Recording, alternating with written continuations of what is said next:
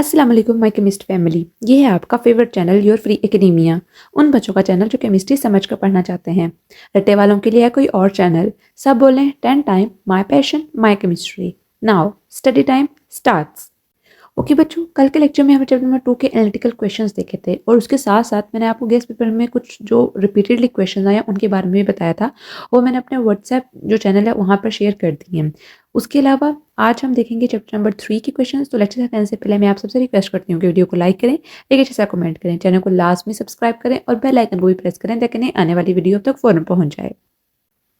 Okay बच्चों, जैसे कि आपको पता है कि हमने एनालिटिकल सीरीज शुरू की है। केमिस्ट्री को कंप्लीट करने के बाद इंशाल्लाह मैं बायोलॉजी की स्टार्ट करूंगी और उसके बाद फिर हम 10th की केमिस्ट्री और 10th की बायोलॉजी की तरफ जाएंगे। ठीक है, तो सबसे पहले जो आज हम देखेंगे periodic table and periodicity of properties. उसके अंदर सबसे पहले तो हमारे पास बच्चों को पता है इंट्रोडक्शन ही आएगा। इंट्रोडक्शन के अंदर बेसिक उन्होंने ये बताया हुआ है कि जो हमारे पास 19th सेंचुरी थी वहाँ से ये एलिमेंट्स की डिस्कवरी स्टार्ट हुई थी। फर्स्ट हमारे पास एलिमेंट्स कौन से डिस्कवर हुए थे, ठीक है, ये सब कुछ यहाँ पर लिखा हुआ है। उसके बाद उन्होंने बताया कि हमारे पास किन किन साइंटिस्ट ने किस तरह पीरियोडिक टेबल को अरेंज करना स्टार्ट किया। और सबसे पहले हमारे पास कॉन्सेप्ट था वो था डुबर्नियर ट्राइड्स का, फिर न्यूलैंड ऑफ ऑक्टेव्स का आया, उसके बाद फिर मेंडलीव्स का आया।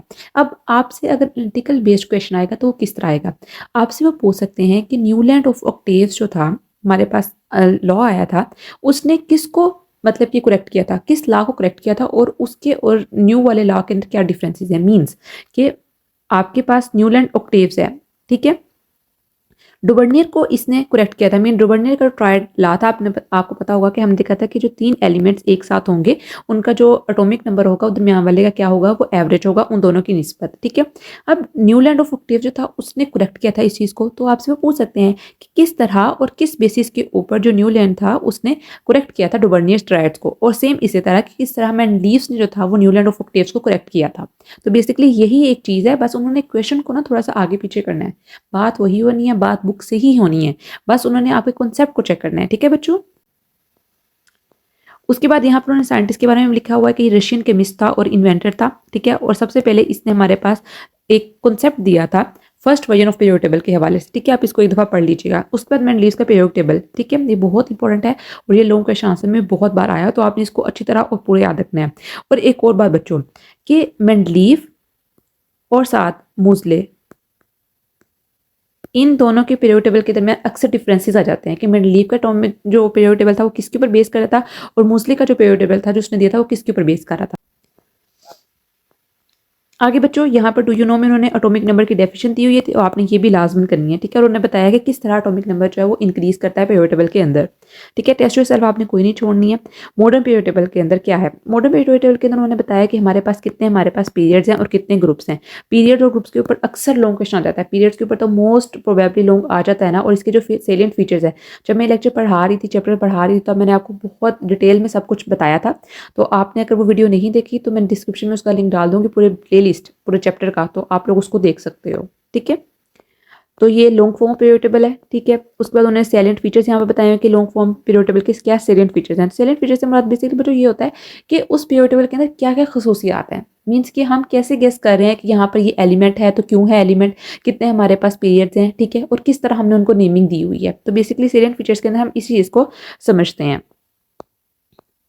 उसके बाद ये पीरियोडिक टेबल को आप बस एक नज़र देख लें, लेकिन जो बात यहाँ पर करने की है वो ये है, मैंने आपको तब जब लेक्चर दी तब मैंने आपको समझाया था कि इसका मतलब क्या है। मेटल्स जो हैं वो येलो कलर के हैं, नॉन मेटल्स के हैं ब्लू कलर के हैं, मेटलॉइड्स जो हैं वो पैरेट कलर में आ जाते हैं और नोबल गैसेज आती हैं हमारे पास पिंक कलर के अंदर। आपको मेटल्स याद करना बहुत मुश्किल होंगे, मुझे पता है, मेटल्स नहीं याद होंगे सारी बात है, लेकिन जो चीज़ माइनॉरिटी के अंदर होती है ना उससे अक्सर क्वेश्चन आ जाते हैं। तो वो आपसे पूछ सकते हैं कि हमारे पास पीरियोडिक टेबल के अंदर ऐसे कौन से 2 एलिमेंट्स हैं जो कि लिक्विड फॉर्म में होते हैं। तो आपको पता होना चाहिए कि हमारे पास सिर्फ एक मरकरी और ब्रोमीन, ये 2 हमारे पास ऐसे एलिमेंट्स हैं पीरियोडिक टेबल के अंदर जो कि क्या होते हैं, लिक्विड फॉर्म के अंदर होते हैं। ओके बच्चों, नेक्स्ट है हमारे पास ब्लॉक्स आ जाते हैं, S block, D block, P block और एफ ब्लॉक। मैंने आपको जब लेक्चर पढ़ाया थी मैंने सब कुछ वहाँ पे एक्सप्लेन किया, मैं सिर्फ आपको रिवाइज करवा रही हूँ। ठीक है, तो मैंने बताया था कि एस ब्लॉक को एस ब्लॉक क्यों कहा जाता है, डी ब्लॉक को और एफ ब्लॉक और पी ब्लॉक को क्यों कहा जाता है, क्योंकि इनके वैलेंस शेल के अंदर जो इलेक्ट्रॉनिक कन्फिगरेशन होती है वो इस हिसाब से होती है। इन एलिमेंट्स के अंदर अगर एस ब्लॉक के अंदर हमारे पास एलिमेंट्स हैं तो वो इसी तरह के आएंगे एलिमेंट जिनके जो आउटर मोस्ट शेल के अंदर जो होगी वो एस शेल होगी, मींस एस सब शेल होगी तो हमारे पास वो एस ब्लॉक एलिमेंट्स होंगे।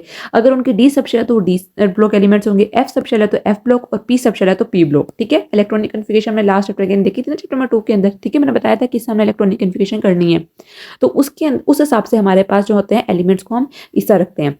नेक्स्ट है हमारे पास डू यू नो अल्केमी के बारे में। ठीक है, अल्केमी के बारे में बच्चों क्या है, मैं आपको थोड़ा सा जनरल सा कॉन्सेप्ट दे देती हूँ कि अल्केमी बेसिकली होता क्या है।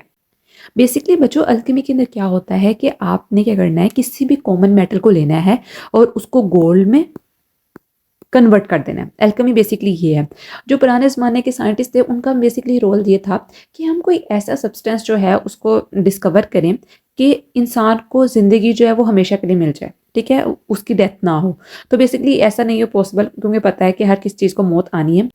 अभी भी साइंटिस्ट जो हैं वो इस चीज़ को डिस्कवर नहीं कर पाए हैं कि किस तरह जो पुराने ज़माने के साइंटिस्ट थे वो सिल्वर और लेड को लेकर गोल्ड बनाते थे। ठीक है, तो ये बहुत इंपॉर्टेंट क्वेश्चन है, इसको लाजमन आपने करना है, ये आ सकता है आपके पेपर के अंदर। ठीक है, कि किन दो एलिमेंट्स को लेकर गोल्ड हमारे पास बना था और जो पुराने साइंटिस्ट थे या पुराने जो ज़माने के लोग थे वो किस तरह बनाते थे। ठीक है, उसके बाद हमारे पास है पीरियड्स। पीरियड्स के अंदर ये लॉन्ग क्वेश्चन आपका, इसके अंदर तो आपने हर एक चीज़ याद करनी है। ठीक है, very long period, long period. अब आपसे पूछ सकते हैं कि लॉन्ग पीरियड क्यों होता है, क्योंकि हमारे पास इनके अंदर 18 एलिमेंट्स होते हैं। ठीक है, ये भी आ सकता है कि हमारे पास एटॉमिक नंबर की रेंज क्या है। ये सारी चीज़ें याद करनी है, इनको इग्नोर नहीं करना है। ठीक है, ऐसे आपके नंबर कटेंगे, एम फिर अफसोस करोगे आप लोग, तो ये चीज़ें भी याद कर लो, कोई इतनी मुश्किल नहीं है।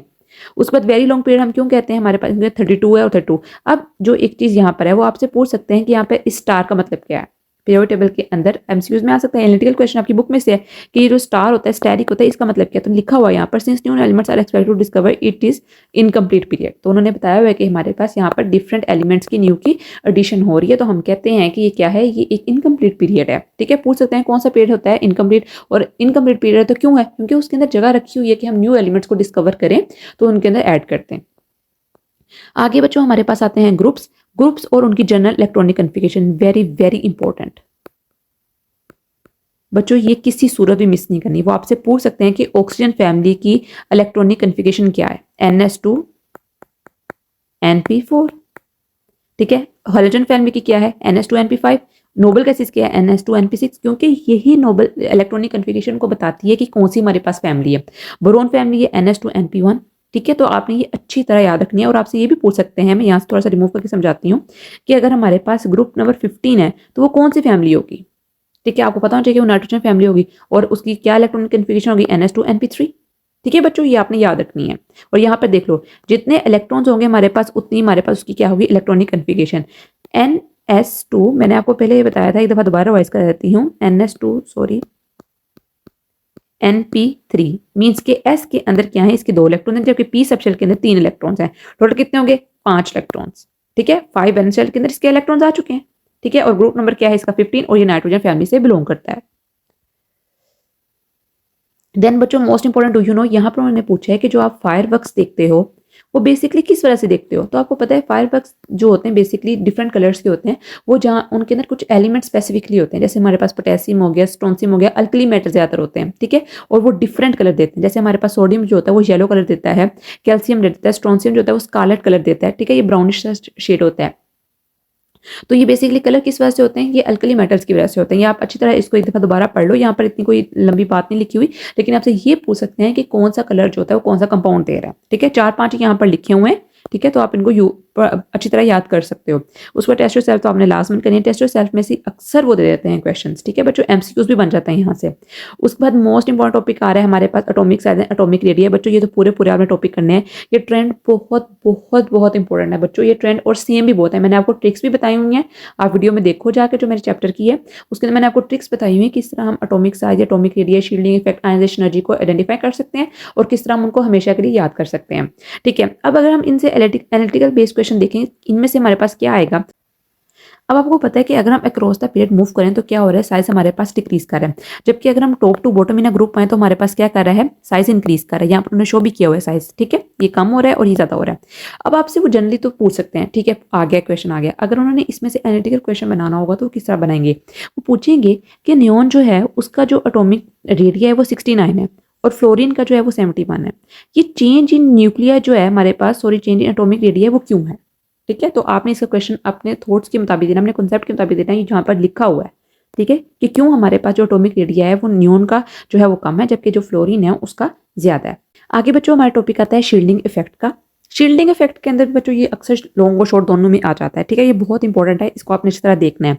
इसके उन्होंने बताया कि शील्डिंग इफेक्ट जो होता है हमारे पास ज्यादा होता है किस चीज का, पोटेशियम का, then that of sodium atom. ये आपको पता है कि एटॉमिक उनके न्यूक्लियर के ऊपर और चार्ज के ऊपर डिपेंड करते हैं, ये भी आपने देख लेना है।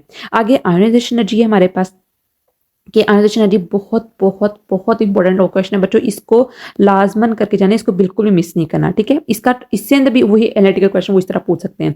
और जहां पर जो मोस्ट इंपॉर्टेंट क्वेश्चन वो मैंने आपको पहले ही बताया हुआ है कि देखो आप लेक्चर वीडियो देख लो लेना, उसके अंदर दोबारा मैं डिटेल में नहीं बता रही, थोड़ा सा बता रही हूँ कि देखो सोडियम जो होता है उसकी प्लस 496 किलो पर मोल है, लेकिन जो मैग्नीशियम होता है उसकी जो पहली होती है वो होती है प्लस 736, जबकि दूसरी जो होती है प्लस 17 या 1431 होती है, हाँ 1431 होती है, ठीक है, 1431 होती है। तो ये इसके अंदर क्या डिफरेंस है, जब मैग्नीशियम एटम से निकल रहा है हमारे पास जो इलेक्ट्रॉन निकल रहा है तो वो प्लस 36 किलो पर मोल एनर्जी दे रहा है, लेकिन जब हमारे पास मैग्नीशियम डबल पॉजिटिव चार्ज से निकल रहा है तो इसकी एनर्जी इंक्रीज कर गई है। तो इसका आंसर आपको हमको उसी वीडियो में मिलेगा, तो आप लोग देख लो वहां जाके, तो इस तरह आपको क्वेश्चन वो पूछ सकते हैं, ठीक है। कॉन्सेप्ट है बताया हुआ, टीचर एक्सप्लेन करते हैं इस चीज को, तो ये आउट ऑफ सिलेबस बिल्कुल भी नहीं है। उसके बाद हमारे पास इलेक्ट्रॉन एफिनिटी। इलेक्ट्रॉन एफिनिटी का बच्चों वही सेम ट्रेंड है, बस ये ऑपोजिट है किस चीज के, आयोनाइजेशन एनर्जी के अंदर। और ये भी आपसे पूछ सकते हैं कि जो हमारे पास आयोनाइजेशन एनर्जी होती है वो पॉजिटिवली चार्ज क्यों होती है और इलेक्ट्रॉन एफिनिटी जो होती है वो नेगेटिवली चार्ज क्यों होती है। तो आपको बच्चों इसका आंसर पता है कि हमने एनर्जी सप्लाई करनी होती है आयोनाइजेशन एनर्जी के अंदर, कि इलेक्ट्रॉन्स को हम वहां से क्या कर सकें, बाहर निकाल सकें, ठीक है। इलेक्ट्रॉन्स को रिमूव करना होता है आयोनाइजेशन एनर्जी के अंदर। और इलेक्ट्रॉन एफिनिटी हमारे पास क्यों नेगेटिव होती है, क्योंकि हमने एनर्जी क्या करनी होती है, एनर्जी हमने बाहर निकलती है, हमारे पास एनर्जी रिलीज होती है जब आपने इलेक्ट्रॉन को अंदर ऐड करना है। ये भी लॉन्ग क्वेश्चन है। उसके बाद इलेक्ट्रॉन एक्टिविटी जो होती है हमारे पास वही मोस्ट इंपॉर्टेंट है, और ये मोस्ट क्वेश्चन है कि फ्लोरीन जो होती है उसकी इलेक्ट्रॉन एक्टिविटी 4.0 क्यों होती है, ठीक है। और उसके अलावा हम इसको मेजर किस स्केल से करते हैं, पॉलिंग स्केल से मेजर करते हैं। तो आपसे पूछ सकते हैं पॉलिंग स्केल क्या होता है, ये मैंने बताया कि बुक में मेंशन नहीं है, लेकिन ये जनरल नॉलेज का क्वेश्चन है, कॉन्सेप्चुअल क्वेश्चन है, ठीक है। तो आपको पता होना चाहिए कि पॉलिंग स्केल क्या था। पॉलिंग हमारे पास एक साइंटिस्ट है जिसने बताया था कि हमारे पास किस तरह एक जो फ्लोरीन है वो हमारे पास एक आइडियल एलिमेंट है और उसकी इलेक्ट्रॉन एक्टिविटी की वैल्यू सबसे ज्यादा ग्रेटेस्ट है, ठीक है। उसके बाद ये टेस्ट सवाल आपने करनी है। उसके बाद हमारे पास की पॉइंट्स आते हैं, की पॉइंट्स आपने बिल्कुल भी बच्चों कोई नहीं मिस कराएं, क्योंकि यहाँ पर देखो यहाँ पर उन्होंने ट्रिक्स लिखे हुए हैं। आपको अगर थोड़ी थोड़ी चीज याद करनी है मींस की एमसीक्यूज के लिए, तो ये उन्होंने अच्छे अच्छे पॉइंट्स बना के लिखे हुए हैं, पूरा पैराग्राफ पढ़ने की जरूरत नहीं। लिखा हुआ है atomic size increase down group but decrease along the period. Concept आपको पता होना चाहिए, ठीक है। कॉन्सेप्ट आता होगा तो बच्चों आप खुद ब खुद अपनी चीजें लिख सकते हो, ठीक है। कॉन्सेप्ट ही नहीं होगा, रट्टा लगाओगे भूल जाएगा, ठीक है। तो कॉन्सेप्ट पहले आपने क्लियर कर चुके हो, इंशाल्लाह आई एक्सपेक्ट कि आपने कॉन्सेप्ट अपने क्लियर किए होंगे। अब सिर्फ यही है कि आप लोग चीजें अब याद रखो, ठीक है। उसके बाद एक्सरसाइज भी आपने अच्छी तरह करनी है, और शॉर्ट क्वेश्चन आंसर, और उसके बाद लॉन्ग क्वेश्चन आंसर। एक और बात बच्चों मैं यहाँ पर बता दूं कि मैं आपको बता रही हूँ कि एनालिटिकल क्वेश्चन कैसे तैयार करें। इसके बाद आपने ये नहीं करना कि आपने एक्सरसाइज के शॉर्ट क्वेश्चन आंसर छोड़ देने हैं, नहीं बच्चों। आपकी जो टॉप प्रायोरिटी होनी चाहिए, सबसे पहले आपने करने हैं अपने एक्सरसाइज के शॉर्ट क्वेश्चन आंसर्स, उसके बाद आपने करने हैं टेस्ट योरसेल्फ, ठीक है। उसके बाद आपने एनालिटिकल क्वेश्चंस खुद चूज करने हैं जो मैं बता रही हूँ, उसके अलावा भी आप लोग देखना कि किस तरह में क्वेश्चन आ सकता है। और उसके बाद आपने जाना है पास्ट पेपर्स के ऊपर, ये आपका पैटर्न होना चाहिए, ठीक है। सबसे पहले अपनी बुक कवर करनी है, बुक का एक एक पॉइंट करना है, बुक का एक एक पेज करना है, कोई चीज चॉइस में नहीं छोड़नी है, ठीक है। पेपर में जाके आपके पास फिर चॉइस बनेगी, अगर यहीं से चॉइस छोड़ोगे तो पेपर में जाके चॉइस नहीं बनेगी। यहाँ से सारा करके जाओगे तो पेपर में ज्यादा आपके पास चॉइस होगी। अब हम देखते हैं मोस्ट इंपोर्टेंट क्वेश्चंस।